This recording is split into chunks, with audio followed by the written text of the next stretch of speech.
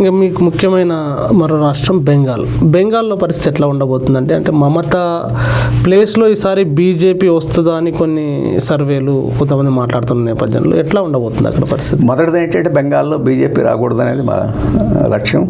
దానికోసం మా క్యాంపెయిన్ అంతా జరుగుద్ది. మమతా మీద మాకేమీ ప్రేమ లేదు. ప్రేమ ఏంటంటే వ్యక్తిగతమైన సమస్య కాదు.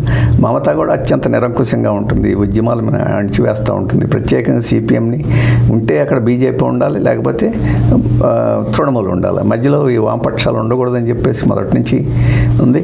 అసలు ఆవిడ తృణమూల్ కాంగ్రెస్ పుట్టడానికి కారణమే అది.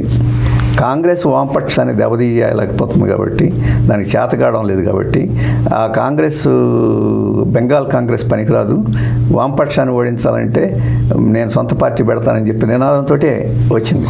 కాబట్టి ఇప్పుడు కూడా అది కొనసాగుతూ ఉంది. అందుకని దానిలో భాగంగా ఇప్పుడు పార్టీ మీద దాడులు, ఆఫీసులు స్వాధీనం చేసుకోవడం, హత్యలు చేయడం ఇవన్నీ ఆగలేదు. కాబట్టి మమతాతోటి కలిసి బీజేపీని ఓడించేదానికి ఉండే అవకాశం తక్కువ.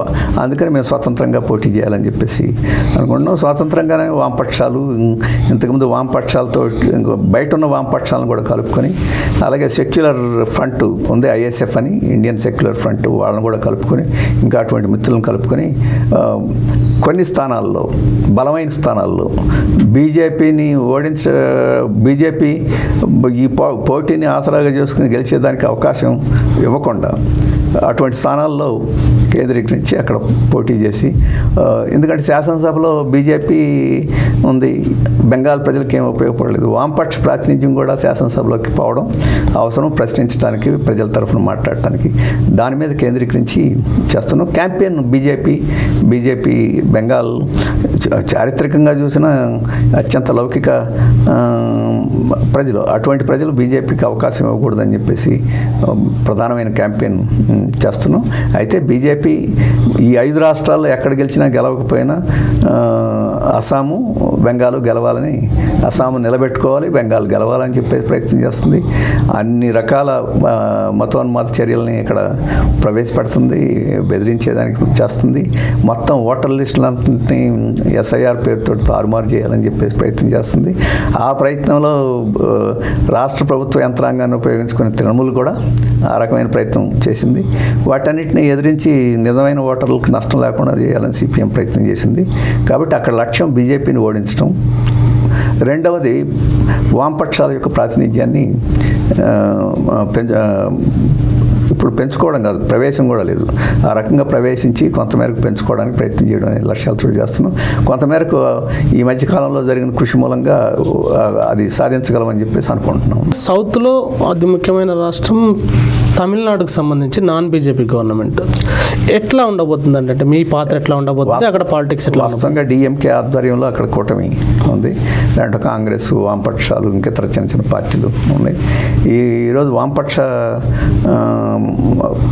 పార్టీల తర్వాత నికరంగా ఈరోజు బీజేపీకి వ్యతిరేకంగా నిలబడి ఉంది డిఎంకే. అలాగే ఒక రాష్ట్ర ప్రభుత్వంగా కేంద్ర ప్రభుత్వం యొక్క విధానాల మీద ప్రతిఘటించడంలో కేరళ వామపక్ష ప్రభుత్వానికి తోడుగాను లేకపోతే సమానంగాను ముందుకొచ్చి వ్యవహరిస్తుంది.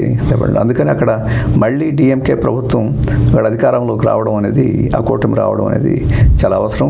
ఖచ్చితంగా అది అవకాశం కనపడుతుంది. కొంత డిఎంకే ప్రభుత్వ పాలన మీద కొన్ని వాగ్దానాలు ఇంకా అమలు జరపలేదని చెప్పేసి కొంత అసంతృప్తి ప్రజల్లో ఉన్నది. అది పార్టీ గమనించింది కూడా. అది డిఎంకే ప్రభుత్వానికి కూడా చెప్పడం జరిగింది. కొన్ని సందర్భాల్లో సిపిఎంఏ డిఎంకే ప్రభుత్వానికి వ్యతిరేకంగా పోరాడి కొన్ని సమస్యల మీద నిలబడాల్సిన పరిస్థితి కూడా వచ్చింది.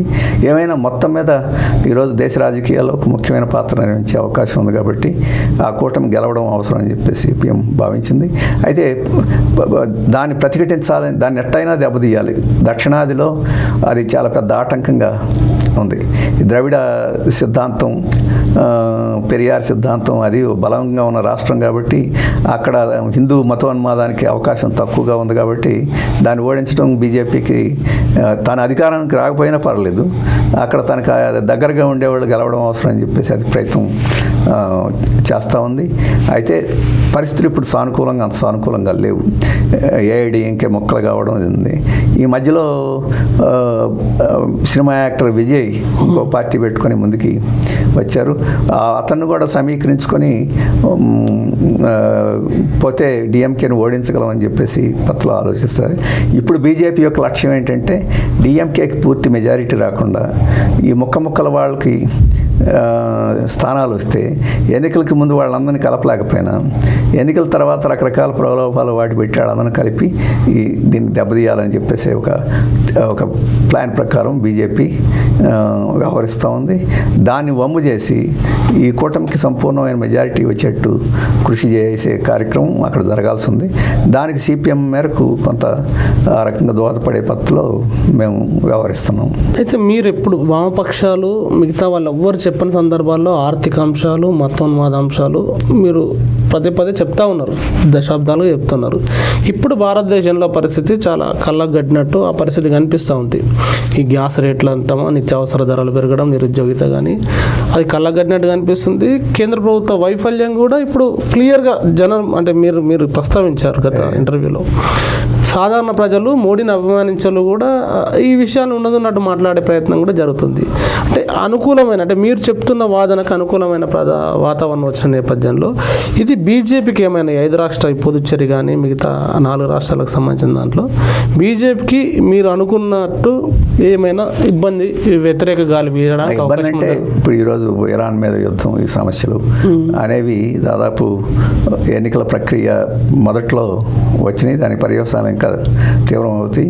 కానీ బీజేపీ యొక్క రాజకీయ నేరేటివ్ని కొంత అడ్డుపడి కొంత బలహీనం చేసే పరిస్థితులు ఇవి.